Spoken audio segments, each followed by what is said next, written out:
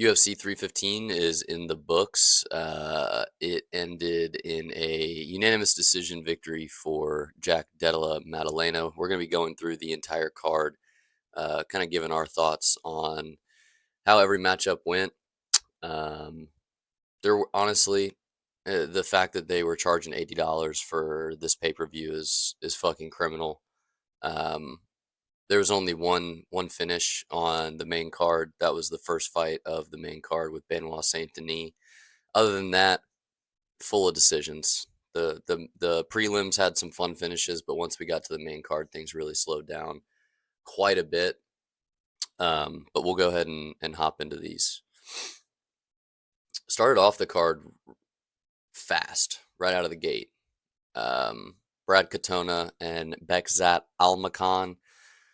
Bekzat Almakhan came in on short notice on Umar and gave him a really good, tough fight. And I think everyone was excited to see what Amzat or what Bekzat was going to be able to do with a full camp. And we see this guy's the real deal. Uh, Fight first started, Brad Katona feinted a takedown level change, and Bekzat landed a really clean uppercut. Kind of put him on notice. You would think that Brad Katona would go, "Oh, he was already on that. He read my read immediately. I got caught. Probably shouldn't do that again." Then his dumb ass goes, not probably a minute later, tries the exact same thing and gets caught with the exact same uppercut. This time, right on the chin, puts him out. Bekzat follows up with a couple nasty juicers on the ground, and that was it. Um, so Katona gets absolutely leveled in front of his home crowd. Bekzat shows that he is the real deal, and he's going to be a very tough puzzle for a lot of guys in the bantamweight division. He's almost like a Merab Dvalishvili, but he's actually got a threat of finishing you instead of just wrestle fucking you for the entire fight. So big win for Bekzat. Brad Katona probably need to make some better decisions next fight. Again, I mean, he got caught immediately. The first takedown that he feinted or attempted, well, he was met with an uppercut, and then did the exact same thing again and got his lights turned off. So I think we're gonna see Bekzat get a pretty decent jump in opponents. Um, I would say with his last fight against Umar, doing as well as he did on short notice, and then this quick of a finish, we'll probably see someone kind of right outside the top 15. But I would assume they're gonna move this guy up pretty quickly. He seems very, very talented. He's gonna be a problem in the bantamweight division. Moving on, Daniel Santos and Jung Young Lee. I believe I picked this one correctly. Um, Jung Young Lee is a very, very physical specimen for the featherweights. Round one, Santos got dropped by Jung Young, and then came up on a single leg and didn't really do much with it. Um, Lee he's very athletic and was able to keep his balance on the single leg, and Santos wasn't able to finish it. Um, but after he stuffed the single leg, these guys kind of stood and banged in the pocket for the rest of the round. Lee was ripping a lot of body shots, a lot when they were getting into the pocket and in that boxing range. Lee was going body, body, head, body, body, body, head, body, head, body. He was mixing it up really well in that close distance boxing range. Um, but Santos saw a decent bit of success. I think a lot of his success came in the first round when he would pressure Lee, and they were both putting together good combos. I mean, it wasn't just Lee going body, head, body. Santos was working the body and digging it as well. But you could tell when Lee was landing that his shots had more power than Santos. When Santos was tagging Lee, he didn't seem to be as concerned with the shots as Santos did when Lee landed. Um, but a very competitive first round. Lee came out in the second round, and you could tell he looked a little gassed. Santos started tagging him up a little bit, and ends up taking Lee down about halfway through the round. Um, at this point, Lee is starting to overextend a little bit. He's a little tired. His striking's not as crisp. He's overextending, and because he's overextending, he's starting to create some openings for Santos to get some takedowns, and we saw that. Santos started hitting takedowns with a little bit more ease as the fight went on. Whether it was double leg blasts or single leg finishes, chaining them together really well.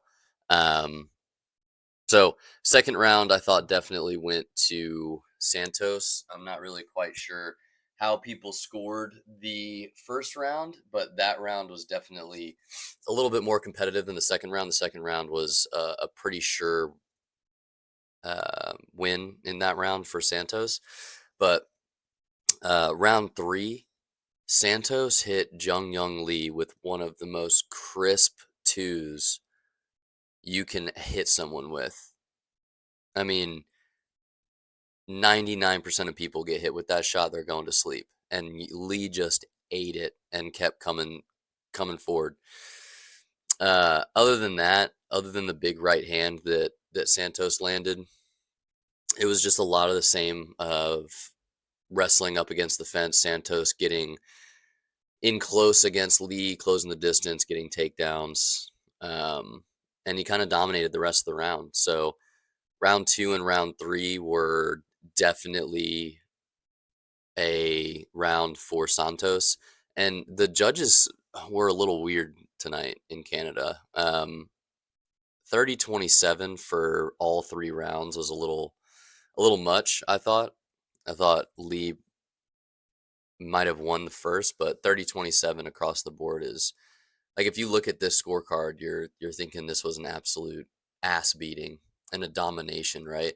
Like, if I see 30-27s across the board, I feel like that's, someone just got absolutely demolished. But this was like a pretty competitive fight overall. Like, as far as total strikes thrown, body shot, legs, Santos had a lot of control time once the takedowns got taken into effect, but he wasn't doing a ton of damage with the takedowns. So maybe the judges saw a lot more and put a lot more emphasis on the takedowns than we normally see, but definitely a little bit of a weird thing to see 30-27 all three judges. But moving on.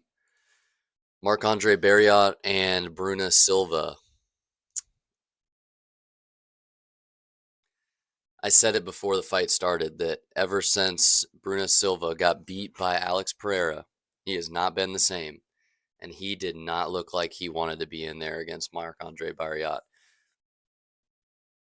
Did not look like he belonged in the UFC. That's, I believe, now his fifth loss in a row. So we're gonna see Silva getting booted from the UFC, no doubt. He's 1-5, I believe, in his last six. He might even be 0-6.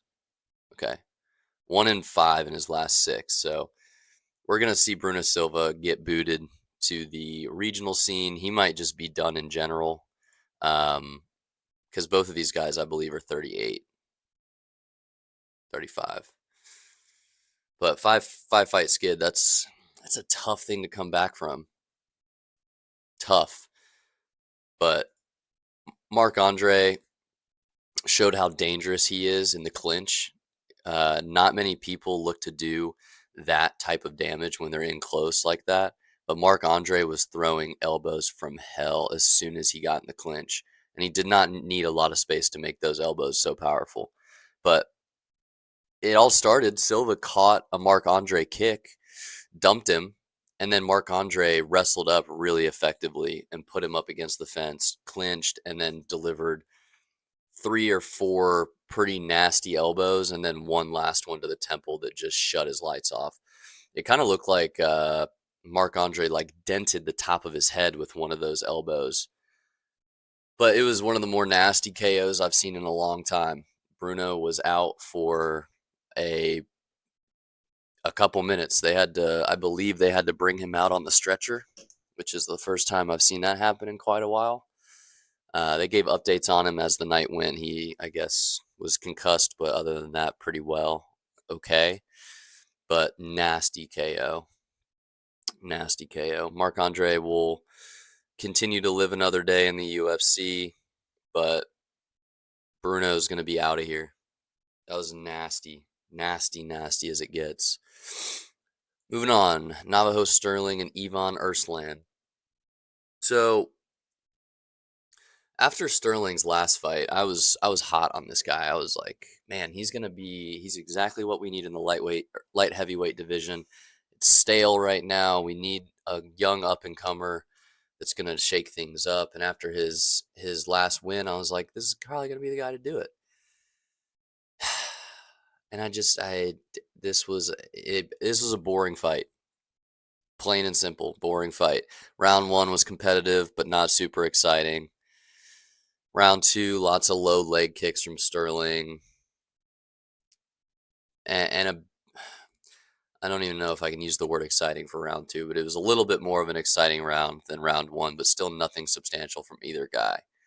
Um, 243 total strikes by Navajo Sterling. Usually, if you see these types of numbers, you're like, holy shit, that was an ass beating, right? But they were just, he was kind of point fighting Urslan for the most part. Nothing substantial. It was like both of these guys understood the power that each one had, and neither wanted to really engage and open themselves up a lot. And we ended up just getting a 3 round, 15-minute, just kind of boring fight. Round three, Sterling did beat the piss out of Urslan, dropped him with a huge two, and had him in real trouble, but was not able to finish. Not quite sure how Urslan stayed on his feet and stayed in the fight in round three, because Sterling had him badly, badly hurt. But Sterling was not able to get him out of there. Sterling tried to get him out of there, and he was gassed afterwards. And then there was, absolutely no chance that he was going to get him out. But you can see, like, this was his seventh fight. A lot of inexperience, very similar to most guys that we see at this level of competition with that much inexperience. But I think Sterling is going to be a problem if he can put some stuff together, for sure. Big dude, lots of power. Again, coming off of his Dana White Contender Series fight, I thought that we were going to get a little bit more aggression out of this in this fight, but we just didn't. We just didn't. It was kind of a 3 round cruiser. Moving on, Ion Kutelaba and Modestas Bukauskas. Whatever judges were in charge of this fight need to be fucking drug tested. 30-27 for Bukauskas is wild. Two judges went 30-27 just on opposite sides. So one judge had Modestas winning all 3 rounds, which I don't know how that could possibly be. What fight was that judge watching? It's ludicrous. And then another judge had it 30-27 for Ewan, which is, you can make a little bit more of an argument for. Modestas winning all 3 rounds? Absolutely not. But still, even Ewan, like that he was not in control of all 3 rounds. There's no way that should have been a 30-27 on any judge's scorecards. Any of them. The judging is so bad. So bad. But round one, Bukauskas really didn't get anything going, and Hulk was kind of landing good counters and overhand rights and strong low kicks. He was kind of eating up that left lead leg of Bukauskas. And then round two, a lot of the same thing, other than a flare with less than like a minute left. Both of these guys were pretty stale in round two. Another round. You know, that's the problem with Iwan Kutelaba is like this guy gets in your face and screams and acts all crazy, and we've seen it happen a few times. Like, yeah, sometimes he comes out and keeps that same energy and puts on a hell of a fight, and he's super aggressive.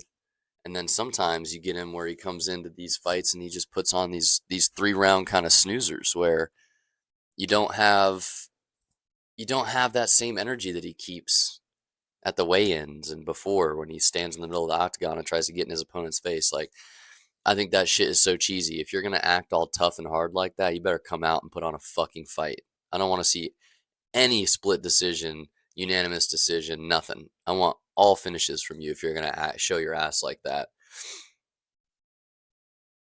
So that's the frustrating part about watching Ewan. But round 3, Bukauskas picked it up a bit. And again, nothing super substantial from either guy. Kutilaba landed a big shot at the end of the round, of round 3, that was pretty significant, but still nothing. No guy, neither one of these guys was like hurt in this fight at one point. They both got tagged up a little bit, but neither one of these guys was in actual danger of being finished. So this one was kind of a snoozer. These two really took the steam out of the Marc Andre finish. If we would have gotten finishes here, I mean, the prelims would have just been crazy, right? Onward. Jessica Andrade. What do we even say? She needs to retire. She should have retired before this fight. It's been very apparent that she's not elite. She fell off very quickly. She went from having bombs in her hand and being a title contender and being, you know, an absolute savage in the flyweight division to now, you know, she's a shell of herself. She really is. I mean, that was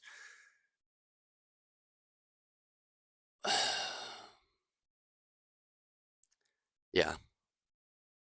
I mean, Jasmine, credit to her, like her grappling is on another level. She gets in close, close the distance, gets a takedown, slams Jessica on the mat, and then just easily just kind of takes her back. You didn't see much, you know. Once Juice Jazadoufius or whatever the fuck was on Andrade's back. As soon as she got on her back, there was absolutely zero urgency from Andrade to get out of that position. She's just like, oh, she's on my back. I'm gonna fight the choke hand. No, there was not any urgency whatsoever from Andrade to get out of this position, and she ended up getting her hips flattened out and rear naked choked. It was fucking textbook. I hope we see Jessica Andrade retire. She is nowhere near the level that she was at just a couple years ago. Um, Hopefully, she's got someone in her corner that's semi smart and is saying that to her. But Jasmine's going to be a real threat in this division. I'm excited because we need some excitement in the flyweight women's division, and she's going to bring it. So really good stuff from Jasmine, and I hope Jessica Andrade hangs up the gloves and focuses on something else. Moving on. There was a little bit of heat behind this one. It was America versus Canada. Malot came out looking crisp. Good combos, pieced Radke up a little bit in the first half of the round.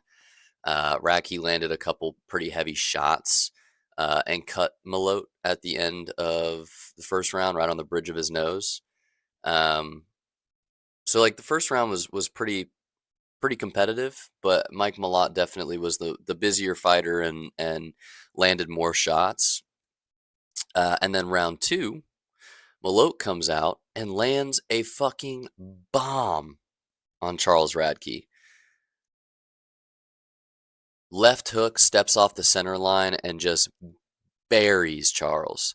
They were both throwing hooks, but Malott stepped off that center line had a absolutely gnarly angle and just flatlined Radke. We see it all the time.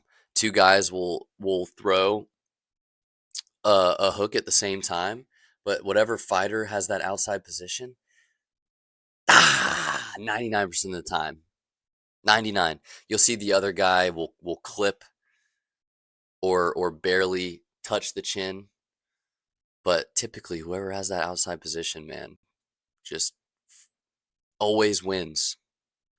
And we see it here. I mean, flatlined him. Flatlined him. So, Mike Malott, going to be a pretty good contender in the welterweight division, I think. He's got a lot. Excuse me. It's hard staying up for these fights on the East Coast. I'm still tired. But he's probably going to run into some issues once he gets into the top 15 in welterweight. But right now, dangerous. Dangerous. Very explosive, fast twitch kind of guy. Very well rounded. I think we're gonna have a pretty decent contender in Mike Malott in the next couple years. But kind of pick things back up, right? So ending the prelims on a bang, moving into the fight with BSD and Kyle Prepolek. I'll be honest with you, I think a lot of people didn't know who Kyle Prepolek was. We knew he was in the UFC for a couple fights, didn't do very well, and then went to the regional scene and kind of put together an impressive win streak. Joel Alvarez gets injured, and we end up with this fight, right? Prepolek's on the card, probably because he's a Canadian, and was one of the only guys that could make the weight and be there, even though it's hard to believe that we've got a stacked lightweight division and you can't find anybody right outside the top 15 to fight BSD on a pay-per-view card. But I rest my case. We'll pay $80 for some fucking no-name can, right? Round one, BSD gets a quick takedown, and Prepolek didn't really have much urgency to get out of bad positions. He looked perfectly content being beat up against the cage and getting his back taken. Round one was a very clear 1-0 for BSD. You could have potentially argued that that might have been a 10-8 on some judges' scorecards, especially after how they judged the Bukauskas Kutelaba fight. I could see that 100%.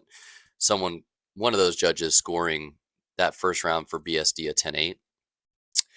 And then round two, Prepolek actually starts moving laterally, right? That first round, he wasn't really he was kind of standing in front of BSD, not really a lot of movement. But round two, it's like he woke up a little bit, actually laterally moving. He almost looked a little bit like Dominic Cruz at the start of the second round. A lot of that lateral movement, sticking jabs, sticking left hooks as he's coming off of the center line. And he like showed a little bit of like, oh wow, this guy's actually got some dog in him, right?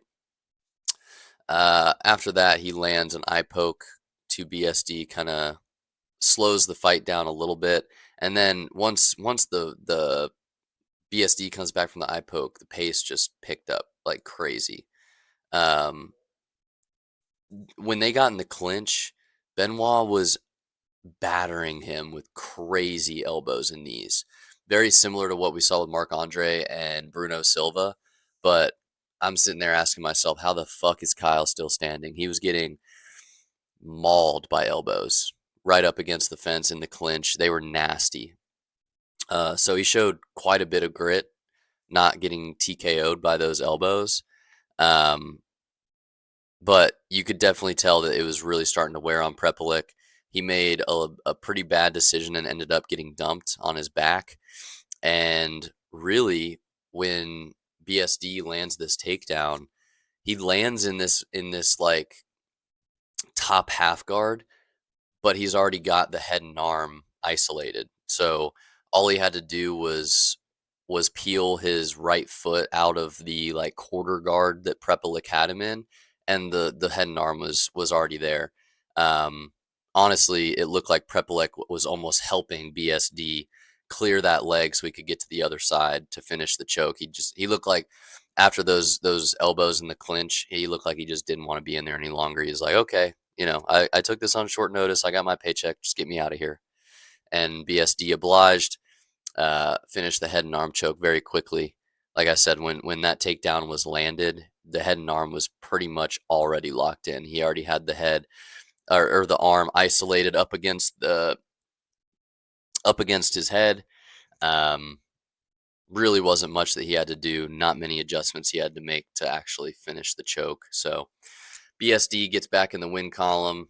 Um, I said it in my last video. BSD's young. I know he lost 2 in a row and got knocked out viciously by Poirier, but we're probably going to see BSD climb the ranks again. I wouldn't be surprised if BSD ends up in the top 5 in lightweight in the next couple years. He's a dog. He is. He is, and he's not make he had that staph infection and was on heavy antibiotics in against Poirier, and not making excuses saying that that's going to make the outcome of the fight any different. But if you've ever been on strong antibiotics, especially for something like staph, like that's going to nuke your cardio, and you're going to feel like shit. I mean, not saying that fighters don't. Every fighter walks in the octagon not at 100%. We all know that. Um, but I don't think that we got a clear representation of how BSD and Poirier would have went if BSD wasn't on some heavy antibiotics. So really happy to see BSD get back in the win column. I think we're going to see him make another push towards the title. Um, so exciting fight. Started off the main card with some good action. And then we had to fuck it up with a women's fight. 2 women's MMA fights on a pay-per-view. This is what pisses UFC fans off. You're going to continue to jack up pay-per-view prices, and then you're giving us Alexa Grasso versus Natalia Silva we're paying for. You're telling me I would have loved if they would have switched Mike Malott and Charles Radke and these two. I know Alexa Grasso is a former champion, and you're trying to respect that, but God, man. I mean, on the East Coast, it's already like 11 o'clock by this point. I'm fucking struggling to stay awake. And then you're putting women's MMA on the pay-per-view. Fuck, man. Round 1, and Silva's very talented. You're not going to find many women that are as fast and technical strikers as she is. She looked super fast in the first round. She was feigning rear leg kicks, and Grasso was biting on a lot of them.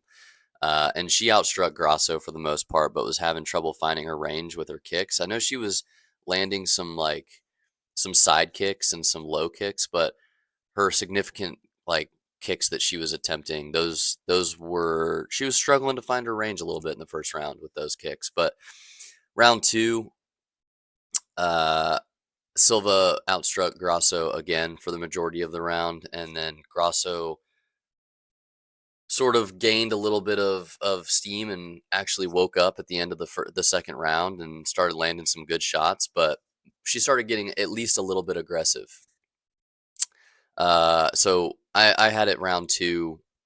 I had it 2-0 very, very clearly to Silva. And then round 3, Grasso comes out with a lot of pressure, and Silva was countering beautifully. I mean, completely changed her game plan up. Grasso, she had her the first 2 rounds really on her back foot, and then round 3, Grasso comes out, knows that she needs to get a finish to get her out of there to win, and Silva knows this. So Silva changes her game plan, starts fighting off her back foot, really, really countering Grasso very well in round 3, and Silva had really good lateral movement, and was doing a great job of avoiding the aggression of Grasso. Grasso was overextending, really trying to make something happen in round 3, was just ultimately too late to make something happen. Uh, 27, 30-27 on all 3 judges' scorecards. I thought that was the first accurate judges' scorecards that we saw all night. But Natalia Silva, we're going to see her fight for the flyweight title very soon. She's going to be the number 1 contender. Uh,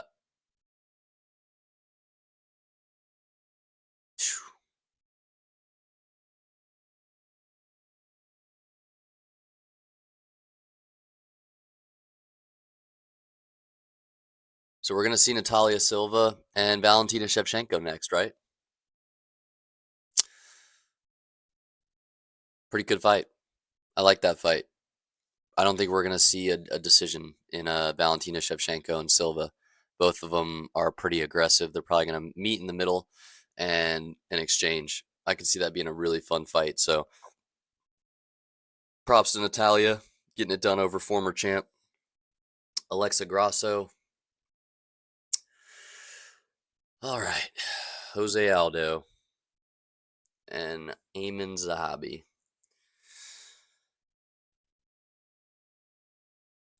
Aldo came out and was ripping body shots, leg kicks, right on par with what we usually see with Aldo. Um, but Aldo came out. We usually see Aldo keep a really good pace, and he's not one of those guys that like always throws with intent to get you out of there. But his shots, he's not just putting them out there. In this fight, round one, he came out looking like he was trying to take Zahabi's head off with every strike.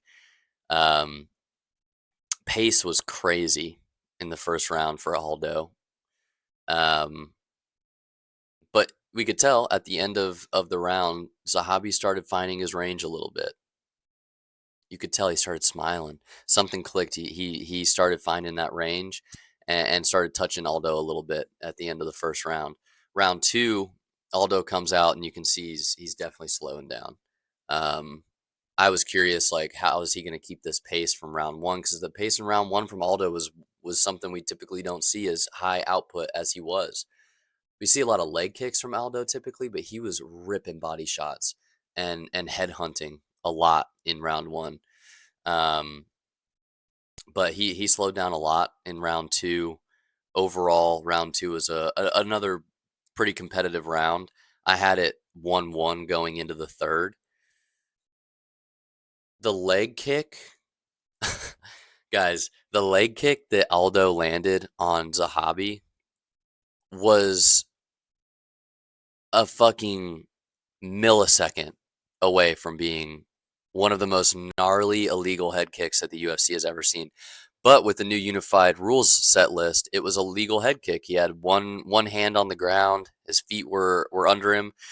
I don't know how Zahabi stayed up. He ate that kick straight to the cheek. And that was after Aldo had kind of already hurt Zahabi. So he's trying to get Zahabi out of there. Uh, and in all that commotion, Zahabi gets his wits about him and stings Aldo. And then after that, Aldo is just pooped, man. Aldo really tried to get Zahabi out of there and was not able to. We see it time and time again. Guys get someone hurt and then they bust their fucking load trying to get him out of there. And then if you don't get him out of there, you blew your load. Now you ain't got shit in the tank, and you better hope that that guy is more tired than you, because if not, you're in a world of hurt. And that's exactly what happened.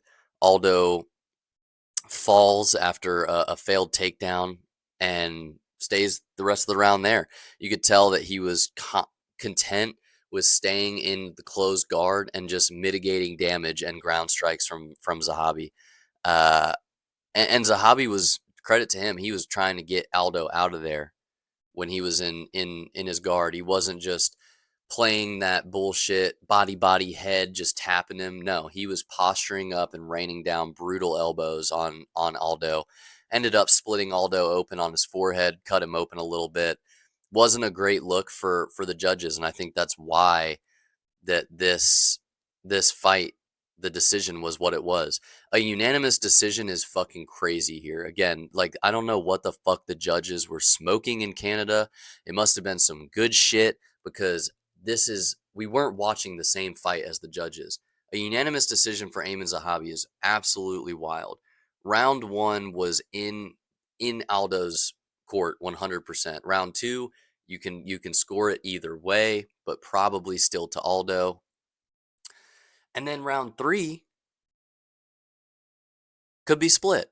But a UD here for Ayman Zahabi is wild. And then we see the legend retire. And this is the I was mad about the unanimous decision, but I was even more mad. If you've got a guy like Jose Aldo, right? You gotta know that he's close to calling it. So you would think the UFC would have a promotional video ready for if in the event something like this happens and Jose says, "Hey, I'm hanging it up." They can go, "Hey, cut to his video, right? We're going to give him his roses." Nope. They just say, "What a great fucking career, Jose. Thanks. Have a good one." Where's his fucking 5-minute salute that we got for Lionheart Anthony Smith? It's a spit in the face. Jose is a true fucking legend. True legend. Former champ. One of the most respected fighters. He's like a GSP as far as notoriety and respect. And all we do is give him a fucking DC interview and send him on his way? Mad disrespectful. Mad disrespectful. I couldn't believe my fucking eyes. Couldn't believe it. Hall of Famer. Legend. No video. The UFC has to have some sort of standard. And I refuse to believe that like how can you have a guy like Aldo and know that he's on his way out and any fight could seemingly be his last depending on how it goes. And you're telling me you don't have a 2-3 minute video highlight reel to show some respect to this legend? But you give a fucking 5-minute cutaway to a bum like Anthony Smith? Disappointing. So disappointing. I lost for words. UFC needs to do better for their legends, for their actual legends, and not throwing the term of legend around like it's fucking an easy status to get. That pissed me off, I'm not gonna lie. Anyways, on to another snooze fest. I'm gonna level with you guys here. On the East Coast, it's almost 1 a.m. by this point. Uh, I was in and out of consciousness, really struggling to stay awake for this one. I was hoping that it was gonna be a barn burner. It wasn't. Um, yeah, yeah. I kind of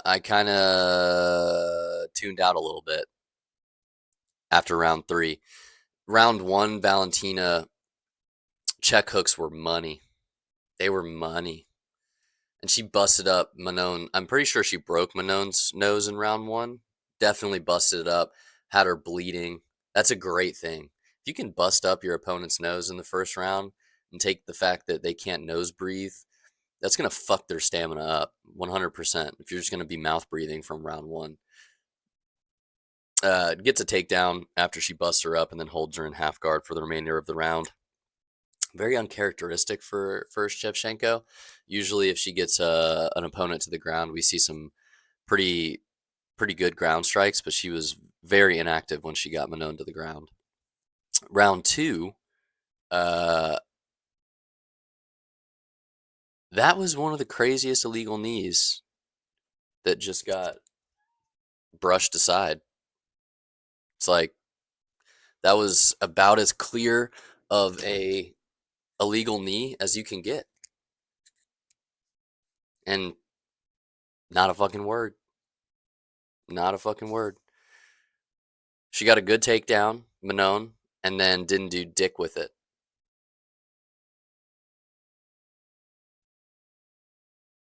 And she hurt Valentina a couple times towards the end of the fight, but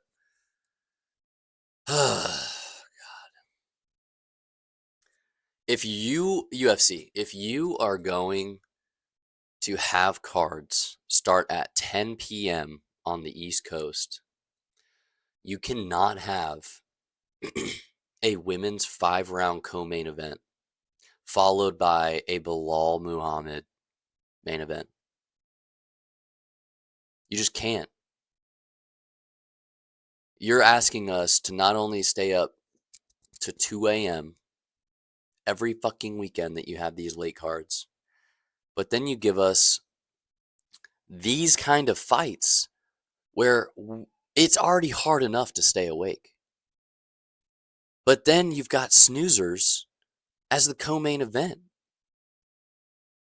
And just how as fans are we supposed to stay awake through fights like these?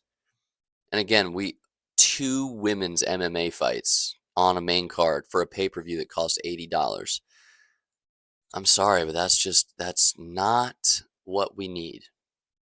It's not what we want. It's not what we need. I'm tired of it. Stop acting like just because you've got two title fights on a pay-per-view that all of a sudden it warrants this huge fucking, oh my God, there's two title fights. Oh my God. No, no, you're not gonna dupe us into thinking that this is a good main card, a pay-per-view worthy main card by going, oh, there's two title fights. We've seen it again and again. Yeah, just because there's two title fights doesn't mean dick. If you're champion, aka put me to sleep fucking Belal Muhammad and Valentina Shevchenko, who although she's a dominant champion, she hasn't been as exciting in the last couple years as she was during her like undisputed reign, right? She had that trilogy with Grasso, Snoozers, and so she's not as exciting. Her last fights just haven't. But you cannot act like, oh, we've got two title fights. That's gonna warrant a $80 pay-per-view. Come the fuck on. I don't care. Put this on a co-main for another fucking pay-per-view or do a fight night. Do something. But give us a title eliminator. Give us a title eliminator here. There's plenty of those to make. But don't give us this. That's not what we want. And then Bilal Muhammad and Jack Della Maddalena, I think we all owed JDM a huge fucking thank you. Now we are going to get JDM versus Islam, I believe, and Taporia versus Charles. Thank you, thank you, thank you, JDM, for saving us from Bilal. And I will say, this was one of Bilal's more exciting fights. Definitely, definitely. But a lot of MMA comes down to who your dance partner is. And if you have a willing dance partner, and Jack Della Maddalena is that indeed, he made this into a fun fight. This was one of the only Bilal Muhammad fights that actually wasn't a fucking pain to sit through. And it was because JDM mitigated a lot of Bilal's strengths and did it very well. And he battered Bilal, battered him. It was dominant performance from JDM from start to finish. I didn't think there were a lot of areas that JDM was in a lot of trouble. He got tagged a couple times from Bilal, a couple takedowns. Really wasn't able to do much with it, but he was able to stuff more than half of Bilal's takedowns. Was ripping his body a ton and just was a dominant performance. Again, I think as fans, we owe JDM a huge thank you because we have seen in the last few years that this sport, the champions are starting to become these, just dare I say it, boring as fuck champions. You got people that have undoubtedly, like Blal, great example, Marab, great example. They've beat very, very tough opponents by decision for the most part. And then we get them in holding the belt, and then all we get is decisions from champions. Now, I'm not saying that we expect a finish in every fight, but if you're the champion, you should be getting guys out of there, not taking them to decisions. And I think that is what is even sweeter about this right here is that Jack Dalla Maddalena beat Bilal at his own game. He decisioned Bilal. Take that, motherfucker. I love to see it. takes Belal to a decision, shows him I am better than you everywhere. I'm not scared of you. I'm gonna do to you what you do to everyone else. Gave him a taste of his own medicine. I fucking love it. So I thought that that was sweet, sweet serendipity right there. That we got a obviously we would have loved to have seen JDM flatline Belal or sub him or get a crazy finish. We all would have, but it is also just as sweet to see him beat Belal in his own game and get a decision UD over him. So we've got some great matchups after this card. We're gonna get Natalia Silva and Valentina Shevchenko fighting for the title next. Hopefully not on another pay-per-view like this. Maybe a fight night. But historically, we're probably going to see Valentina co-main another double title night. But we're definitely going to get JDM versus Islam. That's an extremely intriguing match. We saw JDM was really able to negate some of the Dagestani type of wrestling that Belal has. So it gives me some hope that he's going to be able to deal with Islam's grappling, maybe a little better than others have before. But interesting matchup. Islam versus JDM is going to be great. Topuria versus Charles is going to be great. I'm assuming we're going to hear those fight announcements very soon. Um, but overall, the card was okay. I think it was very on par with what we were probably expecting it to be with the pay-per-view that was scheduled, 2 women's MMA fights and headlined by Belal, Put Me to Sleep Muhammad. One fight for a finish. We had one fight on the pay-per-view main card that had a finish. Everything else was a decision. So a really lackluster pay-per-view. The prelims were where a lot of the action was held, but stylistically we had some good fights on the main card. Not saying that I expect a finish in every fight, by no means. There were still technically fun matchups to watch. I still enjoyed watching the fights, but in the future, like this is why the UFC is struggling more now than ever to sell pay-per-views. Not only because of streaming and the fact that we all watch these on whatever, but also this, like, with streaming services and you putting pay-per-views together like this, like, you're going to struggle to sell pay-per-views. But it helps getting champions like JDM that are exciting and looking for finishes. That's who we want to hold belts in the UFC, are guys that want to put on fun fights, go out on their shield, not this fucking wrestle you against the fence, outpoint you to a unanimous decision. So I'm hopeful that we're seeing a changing of the tide. We've got a couple big title defenses coming up in the next few months, where we could see some boring fighters lose their titles to some more exciting fighters, which would be great. Um, so overall, decent card. Looking forward to the next one. But let me know your thoughts below on how the card shaked out, and we'll see you on the next one. Appreciate you stopping by.